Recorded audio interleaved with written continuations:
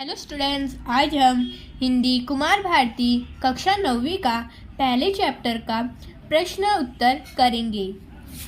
पहले चैप्टर हमारे है समय की शिला पर। समय की शिला के कवि का नाम शंभुनाथ सिंह है। इन्होंने यह एक कविता लिखी है समय की शिला पर। इसका क्वेश्चन आंसर शब्द संचार, विकर व्याकुल, वंचना धोखेबाजी, शलभ पतंगा, पिपासा तृषा, प्यासा या प्यास। फिर उसके बाद है लेखनीय। आज़ादी की प्राप्ति में स्वतंत्रता सेनानियों के योगदान पर निबंध लिखिए। इसका आंसर है हमारे देश पर अंग्रेजों का शासन लगभग 150 वर्ष तक था। लोग अंग्रेजों के अत्याचार से ऊब गए थे। सन 1850 में अंग्रेजों के विरुद्ध विद्रोह हुआ। भारतीय सेना के मंगल पांडे के नेतृत्व में अंग्रेजों के विरुद्ध भारतीय सेना के कुछ सैनिकों ने विरोध का झंडा उठाया। यह विरोध तो दबा दिया गया, किंतु चिंगारी अंदर ही अंदर सुलगती रही। आगे चलकर हमारे देश में स्वतंत्रता के लिए एक अहिंसात्मक आंदोलन चला, तो दूसरी ओर क्रांतिकारियों ने अंग्रेजों के विरुद्ध हिंसात्मक आंदोलन भी चलाया। अहिंसात्मक आंदोलन का नेतृत्व गांधी जी कर रहे थे, जबकि क्रांतिकारी आंदोलन का नेतृत्व चंद्रशेखर आजाद कर रहे थे। इस प्रकार असहयोग आंदोलन तथा क्रांतिकारी के बढ़ते प्रभाव के कारण अंग्रेजों ने सन 1947 में देश को आज़ादी दी। यही इसका आंसर है। उसके बाद श्रवणीय। यूट्यूब अंतर्जाल से सुमित्रानंदन पत्र की कोई कविता सुनिए और उसका संक्षेप में आशय बताइए। आप YouTube में जाकर इस कविता को सुन लीजिए। उसके बाद आसपास संचार माध्यम द्वारा समय का पालन अचूकता से किया जाता है, इस पर चर्चा कीजिए। इसका आंसर है यह सत्य है। यदि संचार माध्यम का समय का अचूकता से पालन नहीं करेंगे तो उनके ग्राहकों की संख्या कम हो जाएगी। दूरदर्शन तथा अन्य चैनल अपना कार्यक्रम समय पर प्रारंभ कर देते हैं।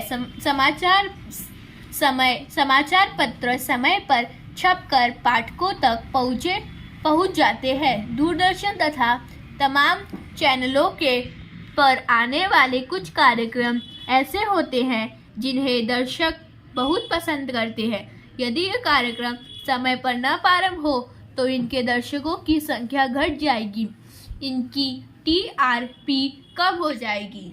इसका आंसर यही है। उसके बाद है कल्पना पल्लवन। विश्व बंधुता आज की मांग, इस विषय पर अपना मत लिखिए। इसका आंसर है विश्व शांति आज अपेक्षाकृत खतरे में है। विस्तारवादी नीति वाला चीन अपने चारों ओर अपनी सीमाओं का विस्तार करने के प्रयत्न में है।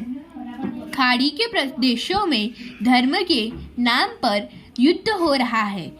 विश्व की दोनों महाशक्तियां खाड़ी में होने वाले युद्ध में एक दूसरे के विपरीत छोर पर खड़ी है। पाकिस्तान आतंकवादियों को भेजकर हमारे देश में हिंसा तथा अशांति फैला रहा है। आज विश्व में परस्पर भाईचारे की सर्वाधिक आवश्यकता है। विश्व के कुछ मनीषियों ने विश्व सरकार की स्थापना की भी वकालत की थी। संचार क्रांति के कारण सारा विश्व एक गांव जैसा बन गया है। विश्व के नेताओं को इस बात पर ध्यान देना चाहिए। अपने देश की नीतियाँ बनाते समय राजनेता अपने देश के साथ पूरे विश्व को ध्यान में रखकर नीति बनाएं। यदि विश्व बंधुता का प्रसार होगा तो युद्ध की संभावना निरंतर घटती जाएगी। यह इसका आंसर है।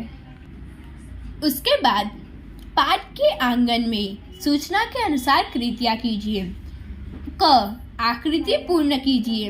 विशेषताएं, चित्र, कहानी। हमें चित्र तथा कहानी की विशेषता बतानी है, इसलिए इसका आंसर होगा चित्र की विशेषता। कोई आकर्षक चित्र बनाता है तथा कोई उसे मिटा देता है। कहानी की विशेषता, कोई दर्द भरी कहानी लिखता है तथा कोई उसे महत्व नहीं देता। यह इसका आंसर है। ख, संगीत, लय निर्माण करने वाले शब्द जोड़ियां लिखिए। इसका आंसर है वंजना, चेतना, जगाए, सुलाए। ग, नयन प्राण में रूप के स्वप्न, कितने निशा ने जगाए, उषा ने सुलाए। इस पंक्तियों में अब अभिप्रेत अर्थ लिखिए। इसका आंसर है रात में सोते समय लोगों के नेत्रों तथा प्राणों में मोहक स्वप्न दिखाई देते हैं, किंतु सुबह होते ही सारे स्वप्न दृष्टिपटल से ओझल हो जाते हैं। उसके बाद पाठ से आगे नियमितता से सफलता की ओर, इस पर अपने विचार स्पष्ट कीजिए। इसका आंसर है नियमितता जीवन के विकास और सफलता की कुंजी है। प्रकृति भी इस अनुशासन में बंधी है। नियमित रूप से प्रतिदिन सूर्य समय पर सही दिशा में उगता है। एक क्रम में ऋतु आती जाती है। ज्वार भाटा के बीच सागर मर्यादित रहता है। एक निश्चित गति से पृथ्वी सूर्य की निरंतर परिक्रमा करती है।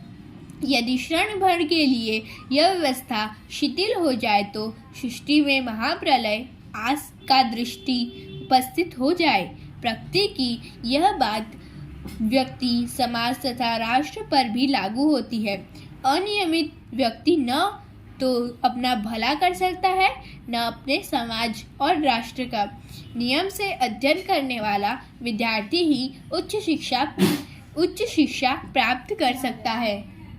उसके बाद दूसरा, कविता से प्राप्त संदेश। इस कविता से हमें यह संदेश मिलता है कि कवि ने प्रस्तुत कविता में दो प्रकार के दृष्टिकोण का वर्णन किया है, सकारात्मक और नकारात्मक। कवि लोगों की सलाह देता है कि हमें नकारात्मक दृष्टि वाले पर ध्यान न देकर अपना कार्य पूरी निष्ठा से करना चाहिए। कौन कहता है, इस पर ध्यान दिए बिना हमें अपने अपने क्षेत्र में आगे बढ़ते रहना चाहिए। इसका आंसर यही है। तो हमारा ये चैप्टर, ये क्वेश्चन आंसर खत्म हो गया है। अभी के लिए बाय।